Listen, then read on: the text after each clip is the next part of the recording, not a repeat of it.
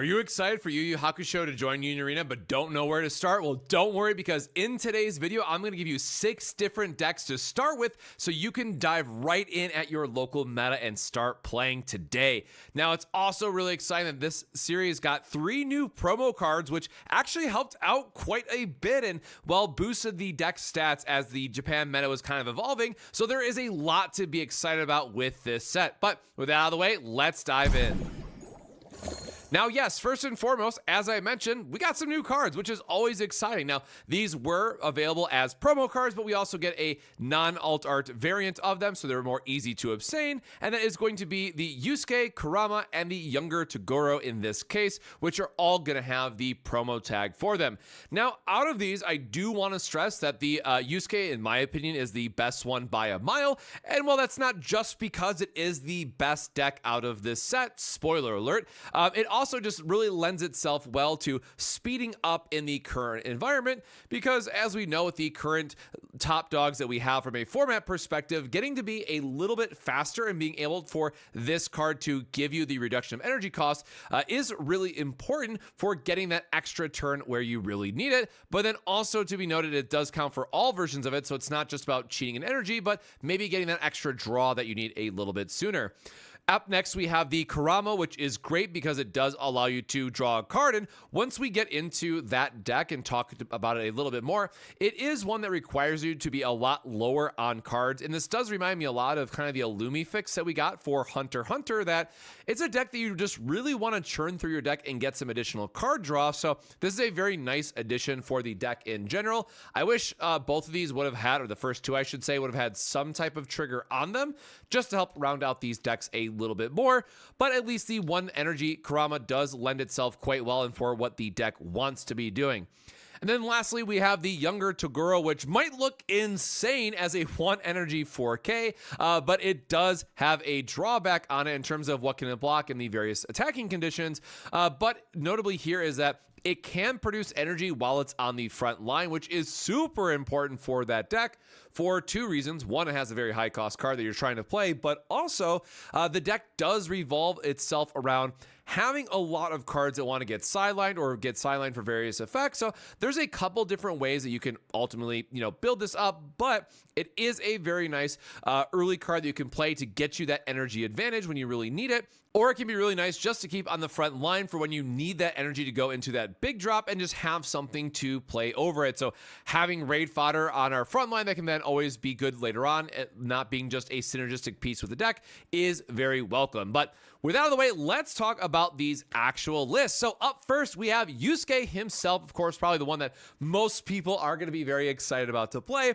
And there are a couple different variations that you can ultimately throw together with this deck, especially with green in general. I know that some people want to do like Yusuke and Kuwabara, which you can mix together, but just for the sake of trying to show off like 2 more completely different style of decks, I wanted to keep them separate. This one, again, to make another Hunter x Hunter callback, this one reminds me a lot of like Kurapika versus Kurapika and Friends, as we like to call it, which are both green decks and both decks that overlap quite a bit. But for this one, it is largely going to be your traditional high energy costed card that is going to have snipe when you play it. So it's great for getting extra removal and then some additional ways to get impact. Now, one thing to note about this set in particular, with this deck, I should say, is that a lot of it revolves around putting cards under other cards and then using that as some type of resource. So there are various cards to help us get there, like the 2 energy Yusuke, which says choose up to 1 character on your field and place the top card of your deck down under it. So it allows you to go into some of the other effects, like the 4 energy Yusuke, which is really nice, by the way, just because it's a flat draw 2 in a green deck, which is always great to see. But then to get the impact and get some of the other mechanics over the deck and how it wants to play out turn after turn, you do need more ways to find those cards to place under and ultimately get their effect to really go the distance. Now, that said, as I mentioned with the new Yusuke that we have, we are just playing a 3 of it because you generally just want to find one of them to make it all come together and you're pretty happy with it. But what's really important to note here is that we also do have a 1 energy tutor, or searcher I should say in this case, which is so important for making this deck really come together and making sure that you're finding the right pieces and also being a relatively very nice competitive option. So I talk about this a lot in other videos, but keep in mind, largely what we hope to see for future Union Arena decks is, do they have a tutor? Yep, we got that. Do they have, I'm going to keep calling it a tutor instead of a searcher, apparently, do they have a way to get extra removal with their raid? Yep, the 7 energy Yusuke does count as extra removal. Is the removal card actually removal, which we'll talk about later? Some of these are not, but yes, Spirit Gun does have the 5k removal, which is great. And then does it have extra draw? Are we able to find the key pieces that we want? Yes, we of course always have the 0 drop that we can play, but notably the 4 energy Yusuke here does have the draw 2 effect with it. And yes, you are sidelining one, but more importantly, you're drawing 2 and you'll always have something to throw away. So all around, this is very cohesive of a deck and strategy that it wants to be doing. So again, not too many spoilers as it were, but if you are excited to play a higher energy style of deck that wants to have these big payoffs in the top end while also having some draw and support to get there, then, well, Yusuke is going to be the star of the show as we'd expect, but then also the best deck out of this set. Moving on from there, we have the Kuwabara with Yukina is the most important part of it. And again, similar here that you could be playing a lot of these pieces together. Now, I'm not going to go over all of it, but the Spirit Sword mostly just wants to work with Kuwabara, that it does give him snipe. But to really pull all this together, you do want to have the Yukina to then give him impact. So he is only a 4 energy, so you can raid into him very early, and he does have the when play that the opponent must block him, so he does still at least get that removal on the turn that you play him. But what's really nice about this is as you line this all up together, when you have the Yukina, when you have the Spirit Sword, you're able to get that snipe and impact combination, which can be really, really good at giving you that just one piece of removal that you absolutely need to knock out your opponent and then just try to get rid of that problematic character.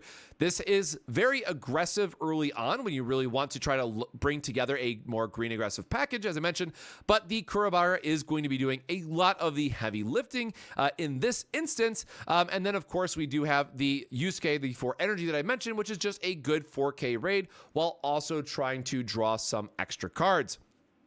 Now we do have the Genkai here as well, just being the color trigger, which of course is very nice to see on a unit that we want to be playing. But again, with the activate main with the Yukina, because it says choose one character with 2 or less required energy on your energy line and switch it to active, we then do have a way to give ourselves the double impact if we have the 2 Kuwabara on the field, which, sometimes can get a little clunky on how you want to finish the game that way. But the one thing in particular that I really want to note about this deck that I would be unfortunately missed if I didn't bring it up is that, well, energy lines are kind of under attack in the current format. So while yes, this does have a great flavor addition to it for the Yukina and how it's going to buff Kuwabara and how they work together, you have to also keep in mind that we are in a very backline, removal heavy style of format, anything from the JJK to the Red Kenshin that we currently have, that it can be difficult to keep Yukina on the board. And with some other sets that are coming up, that can only get a little bit more difficult. So traditionally, I don't like seeing, 2 to 3 card combos in a set when if we can avoid it, but it does at least work out from a flavor standpoint here. So for that regard, it is a win. But if you want to see more aggressive strategies in green and maybe you don't want to go all the way into that 7 cost, but something a little bit more lower to the ground, a little bit quicker, and then can still find those key pieces to knock out your opponent with your impact, then Kuwabara is a great choice for you.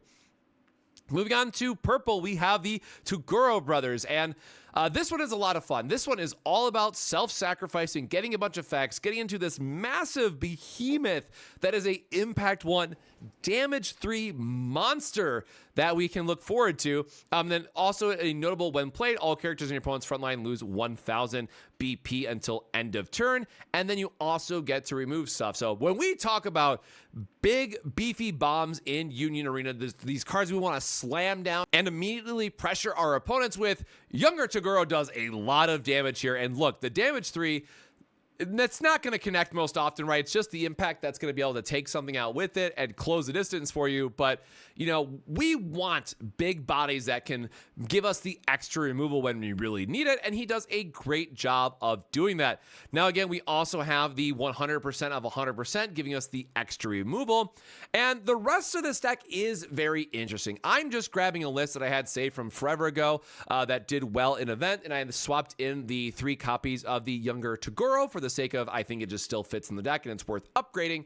But this is again something that is going to be similar to like the Muzan deck from Demon Slayer that has a bunch of cards that we want to sacrifice for various effects. The Elder Toguro just does so much as a sideline fodder, and just it is the SR when you really want it to, but also makes younger Toguro cheaper so you can bring him online quicker. So there's a couple other cards in this set that if you wanted to do more stuff from the Dark Tournament, and if you want to have more of the, you know, when sideline draw a card and more of those styles that we've seen again back to Demon Slayer, you can absolutely add those in as well. But it also worth knowing we do have Karasu in this deck, who is just going to be another 4K raid to make sure that we have, well, another raid target we can rely on, giving you some extra draw when you really need it, and then can also just be an annoying character for your opponent to have to deal with once it comes online and gets that when played ability. So there are some mid-game options that you have in this deck, but largely with being a 8 cost, especially if you don't have the Elder Toguro to sacrifice to reduce the cost and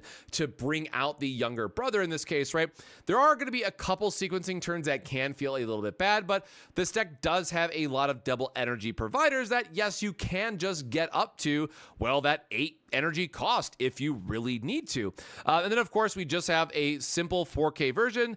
When played, you may sideline one other character on your field. If you do draw 2 cards, which, again, there are going to be some turns where you can play the 4 energy variant, sideline the Elder Toguro brother, get the effect, draw some cards, draw into the younger Toguro of the 8 energy, and then slam that over your, 1 cost, and then still get that effect for the turn. Now, keep in mind, we do want 4 cost or 4K attackers in this deck, so, just having this played to the back line and maybe setting up for the next turn can be really good as well. But do keep in mind, how you're sacrificing certain things and making sure you're getting the value out of them, because you do want to save some of those sacrifice effects that will come in play on later turns to get the most value out of them. So similar to the Yusuke deck, if you want something that just plays into these bigger bodies and have just this massive amount of pressure that comes online once you start to use them, then definitely check out the Toguro brothers. Now, beyond that, we do also have Jin and Chu, I believe is how you pronounce that, which, again, unfortunately, I did not get to this part yet. This is right before I stopped watching it recently, so I do have to go back myself and take care of it. But Jin is very interesting because it does have the front line and move it to the energy line, much like we see in the Kenshin. So this one finds itself in an interesting spot in the current meta, just because we do have so much energy line disruption that can do a lot of work for us. Now, the downside of it is that we do have, we are missing some, or I should say, we are missing some of those draw pieces. We're missing some of the searcher pieces, so it's not as consistent as we might like. But if you want to play something that, again, reflects the Dark Tournament just because you really love that arc in the series, then there is a lower to the ground deck that can get there and is just more of those characters coming to life. And again, unfortunately for me, I am not as familiar with these characters, so I can't speak to just as more of a flavor side of it, but I really do love the Tornado Fist, which again is just not as a strictly removal as we maybe want it to be, but the extra movement can be enough just to make sure that you're getting in some damage, which can be really important, because you will notice that we are very, very light when it comes to things like impact. So closing out those last couple points of damage can be extremely difficult for this style of deck. But at least Jin, who seems to be all about wind, all about control, does seem like they have some good flavor nods here, which of course is really nice to see. Now, moving on from there, we have Hiei, and this is another one, again, that you could really mix and match a lot of the red styles together, because both Hiei and Kurama want to have event-heavy style of play patterns, but just for the sake of this video, I did split them up into a Hiei and Yusuke deck, because the Yusuke, again, just being a nice 4K body, which can also draw some extra cards and being a raid, is really nice. But Hiei is all about just looping back Dragon of the Darkness Flame and just getting to get extra removal, which again is great to see. We love having rated cards that can also act as additional removal, and that does have a conditional impact now if you've played an event. Now, for me personally, I am someone who loves drawing cards, so I of course am going to be using the 3 Grand Treasures of Darkness as my flex option. I've seen people just put basically any 2 of red event in here, depending on like what your other characters look like. But anytime that something says I can draw 3 cards and then sideline 1, I'm all about it. I love drawing extra cards. So if I'm going to be playing an event heavy style of deck, or a deck that requires a lot of events, and trying to go up to even +2 or +4 for the various cards to make Hiei get the most value out of it, then yeah, the first one I'm going to add is drawing more cards. So my next turn, hopefully lines up a little bit better. And then, of course, just even talk about things like the 2 energy variant. If you've used an event card this turn, draw a card. It is going to be very, very heavy on making sure that you can find those cards and loop into the next thing, which again, we have the Yusuke combo, which is going to be able to go into the raid, give us some extra draw. And then we also have the Yukino, which works out quite well in this deck. So again, one that at least has a lot of the theme and has a lot of the spirit there for making sure that we're drawing through extra cards, getting to have those awesome, awesome turns of slamming down the Hiei, getting to burn an extra removal, and then making sure that every turn after we're wanting to use extra event cards to turn on that impact and push the damage where we can. Notably, the 4 energy Yusuke does have nullify impact, which is really nice with how the current format is trending, or especially if you're doing the rare battle, impact is something that you're going to want to be aware of. So having the Yusuke in this list, I think, is definitely a strong consideration. And then lastly, we do have Kurama, which is all about burning your hand down as quickly as possible, filtering through the deck, and just having these insanely strong cards under very specific instances where, especially in the 6 energy version, if on the front lines, place 1 card from your sideline, gains another 1000 BP. And he wants to buff himself up so he can at least get impact. So you're having to discard a card every turn while also paying into the effect. And then if somehow you find a crazy turn where you get all the BP boosting, he can also get snipe. But again, it is going to be very expensive for what it wants to be doing. And this is where I think the 1 energy Kurama is a very nice addition, because it is giving us the ability to draw extra cards, assuming our hand is low enough in count. And spoiler, when we are either constantly discarding cards for effects or just playing out our hand, or again, just, the 2 energy Kurama, which can go up to a 4K and just be a 4K attacker when we need it, we are constantly discarding cards from our hand to turn this deck online and making sure that we're able to apply enough pressure. Now, there are some neat event cards that you could run with this deck as well if you really wanted to. Again, but for the sake of this video, I just wanted it to be as straightforward as possible so that players who are diving in with this set could be more comfortable on how these lists come together and making sure that you're playing as much streamlined as possible variant, right? I want to make sure, as always with these videos, that they are as beginner friendly as possible, because you might not be a Union Arena expert yet and you just want to know how it all comes together. And then lastly, of course, giving a shout out here to the 5 energy 2 action point, which does come in active for Kurama, but when played, draw cards until you have 3 cards in your hand. So again, very carefully needing to discard a bunch of cards in the right way, but we do have a card that can draw us back up in a pinch. So knowing when these cards can come online and how you're going to navigate to make sure that you're getting down 2-0 cards on the exact turn that you want to be playing the 5-2 Kurama is going to be very, very important in streamlining this all together. Now, let's talk about the meta at the very end, and this might be, well, kind of obvious as I was talking about these various lists, but for me personally, when we think about Yu Yu Hakusho, where it lands overall, I do think that both the Toguro and the Yusuke decks, under the right conditions, can absolutely top a regional. They do have all the core pieces there for having extra draw, having the searchers, having really good raid cards that they could find a home. And well, I am going to work on the Kaiju number 8 video next. You can kind of see that breakout here. But unfortunately, when we get into the red or purple, they are just missing 1 or 2 too many cards to really shine in the current environment, especially when our boy Kenshin is still top dog, or at least until December, when we have Sword Art Online Volume 2 coming out. And then notably, the biggest uproar in the community right now is Evangelion being a monster of a set, which again, I'm biased. I love Evangelion, so I'm very excited for that set. It's going to be the next multiple decks that I foil out. So for me, great. But we'll have to wait and see how the future sets balance out in Union Arena. So let me know in the comments down below. Are you excited for Yu Yu Hakusho? Is this the first set that you're joining us for Union Arena? Or are you a veteran who just loves this series and is excited to pick up a couple more decks? But that's all for today's video. Again, we're going to be diving into Kaiju number 8 next once I have time to record that, get on the channel and all that good stuff. But until next time, my friends, stay safe, stay hydrated, and we'll see you in the next video. Cheers.